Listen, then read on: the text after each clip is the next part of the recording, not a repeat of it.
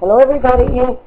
For those of you that don't know me, my name is Iris, and what you see me doing here, I actually have an 8-inch cake and I'm topping it off with my special recipe buttercream. And I actually have 3 layers that we're going to stack together, and this is just like I said, the filling, and I'm going to build the dam so that my filling will stay in.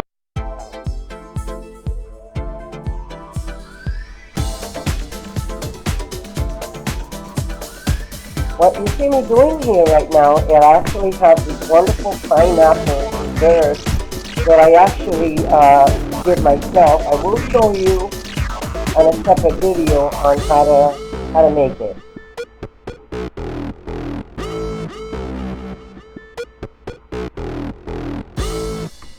And we're going to top that off with the second layer, and we're going to do the same process with the third.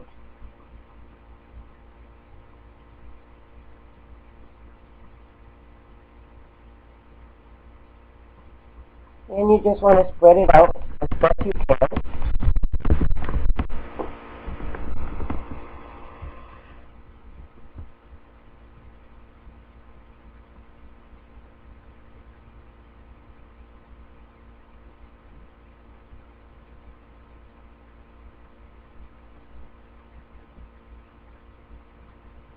And we're going to build that damp again so that the pineapple preserve will stay inside.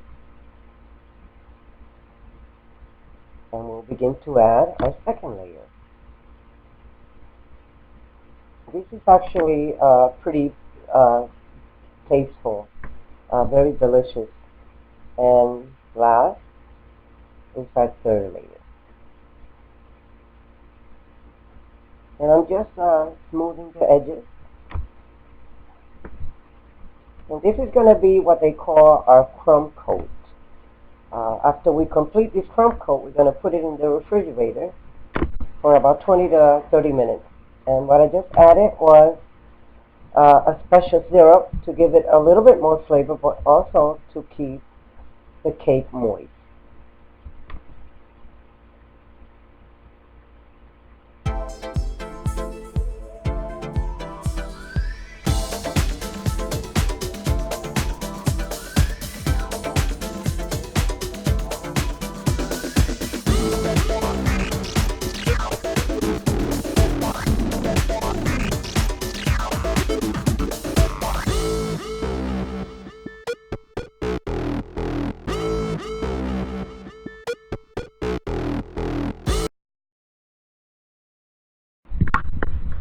What I'm doing, and I do apologize because I couldn't do the sides,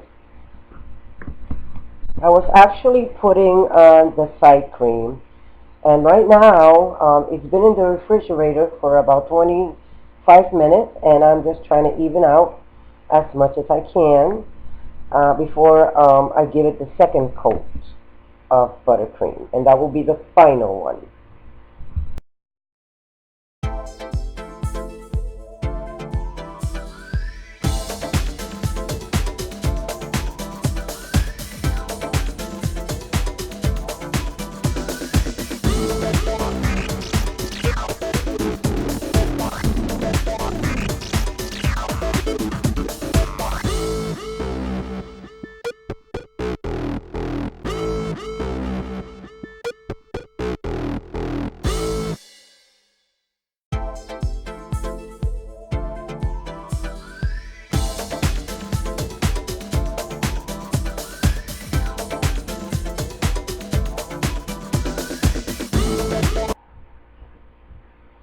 Alright, this is our 10-inch bottom cake. I put the other one in the refrigerator where I work on this one. The other one is completed and ready for our fondant. I'm doing the same process, adding the little dent over the area so we could put our wonderful strawberries, red berries, and blackberries preserve, again homemade. I will try to make another video on how to make it yourself. And this also is a wonderful, delicious preserve for any dessert.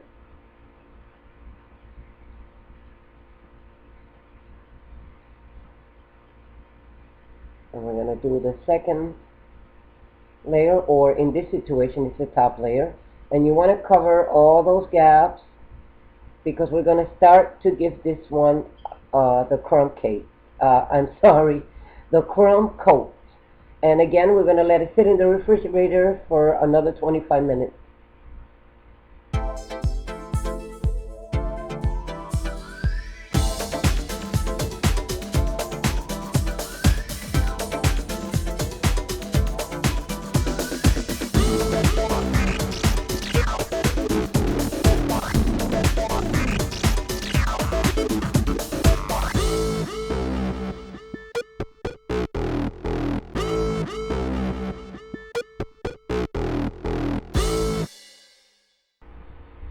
Alright, what I'm doing now is, of course, I'm adding the last buttercream coat.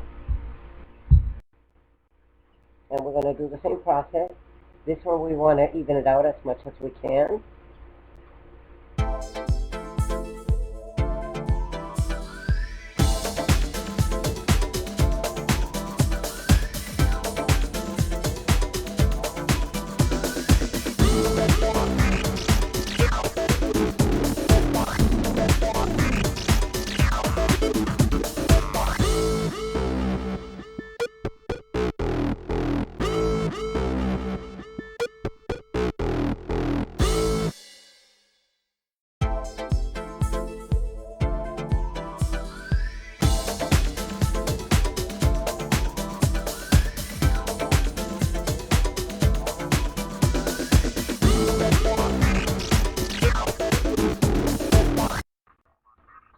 What you see me doing here, guys, I actually got this wonderful metal object that I'm actually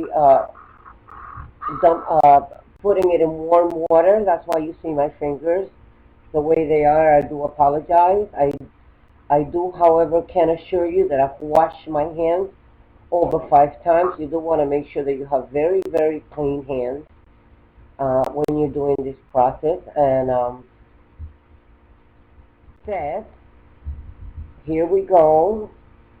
And we are going to start knitting our other fondant that we're going to cover our second cake with it. And again, make sure you have very, very clean hands to do this. And I actually have a piece of the black,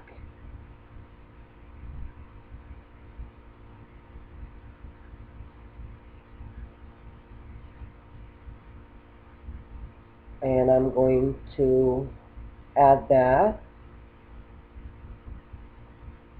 and we're going to keep rolling it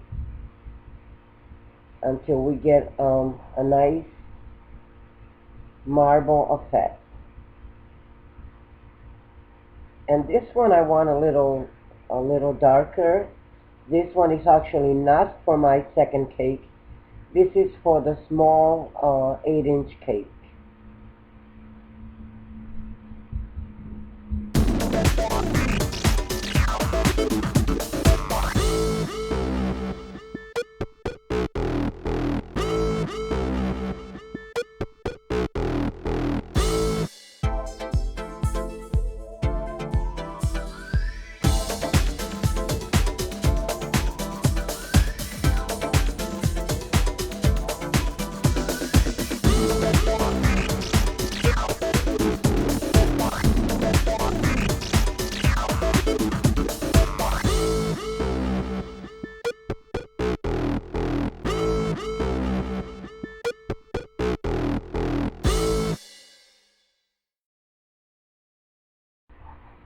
Now here we begin to cover our 8-inch cake, and we're just going to gently pat it. I'm actually using this plastic tool that is actually for smoothing the cake, and you want to stretch the fondant very gently over the cake, and as you're spreading it, you're actually connecting it to the cake tier. And again, you're going to have some imperfections, but we are going to go back and smooth everything, as you can see me doing here. And just move it out.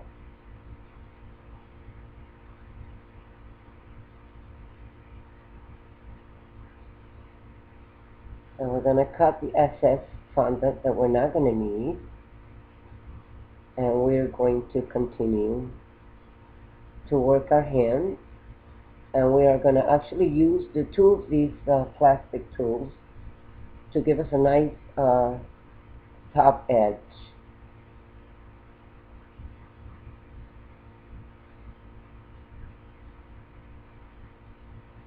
And I'm using, as I said, the tools to give me a nice sharp edge on top. And as you can see how nice it works.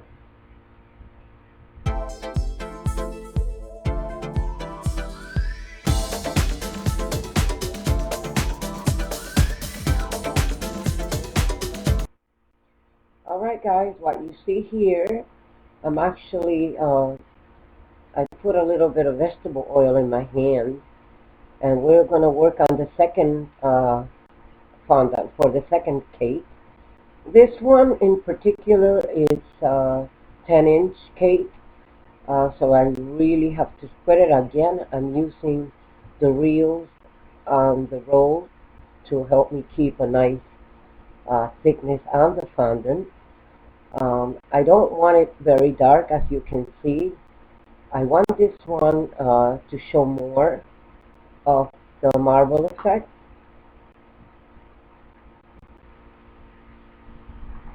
And here is the finished product, and we're going to go ahead and cover that.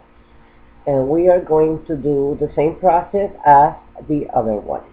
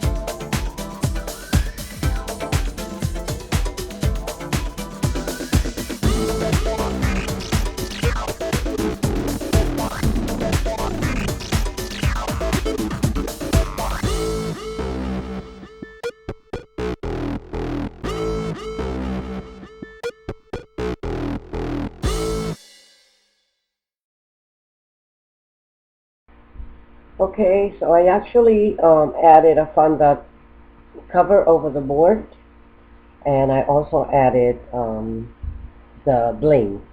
Here, what you see me doing, I'm going to show you how I made these wonderful snakes. I actually made them out of fondant, and I have this fantastic mold that I got on Amazon. And again, I'm putting some cornstarch over the mold, and I'm throwing any excess off. And I'm going to begin to roll a thin layer of fondant, and I'm just going to be placing it around the mold.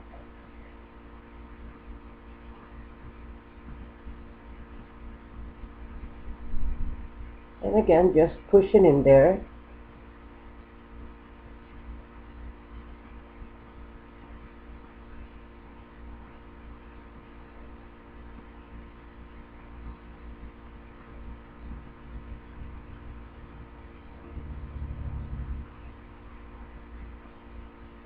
I'm gonna add any areas they might have needed. I'm using my little roll to compress it, and what I'm doing now, I'm actually trimming the excess fondant on it.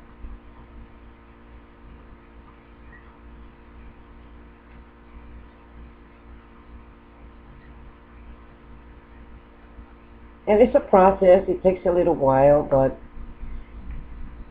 if you relax and enjoy it, you will see this end product.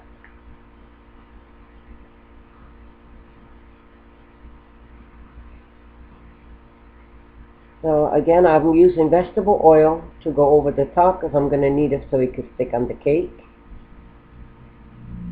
And also smooth it out. And voila! There's our snake. So I'm going to place them on this paper because I'm going to begin to do the mixture. And yes, you see vodka. No, I'm not going to drink it. I'm actually going to use it to mix this golden dust powder that's actually non-toxic. So should anyone take a bite of the snakes or a piece of cake they might have the paint on it, it's not going to harm you. It is safe to take the small piece of cake with it. And I'm just going to start to cover the head and the whole snake. And this particular item, when it dries, the alcohol dries, but the glitter remains on it, and it gives this wonderful shining color, as you can see here. Here we're going to start putting some dowels on the cake, and I'm sticking the first one, I'm cutting that one, and I'm going to go based on that one to measure the other ones. And we're going to need at least 6 of them. And this, of course, is to hold the weight of the second cake that we're going to be installing.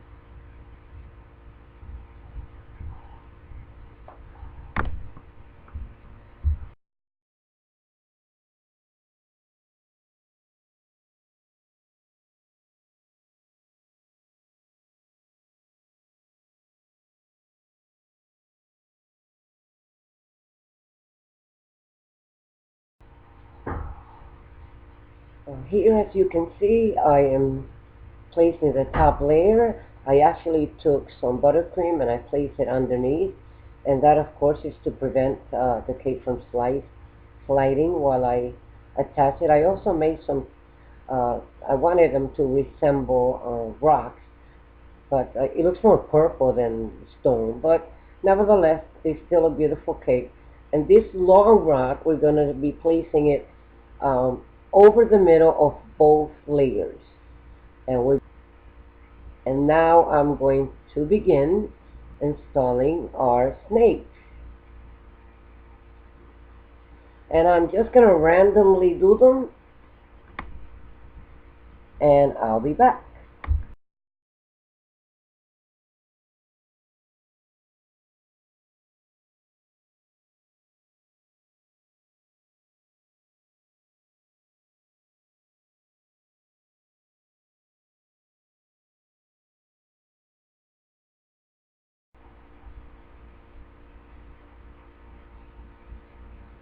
We are done. I actually added more coloring to any paint that might have gotten loose from the snakes. I actually made some black ones, and as you can see, I actually topped it off with the top layer, 6-inch cake. I gave it some quick design, and I placed my Medusa on top. If you want to see how to make the Medusa, please visit my site, and don't forget to like and subscribe. Bye-bye.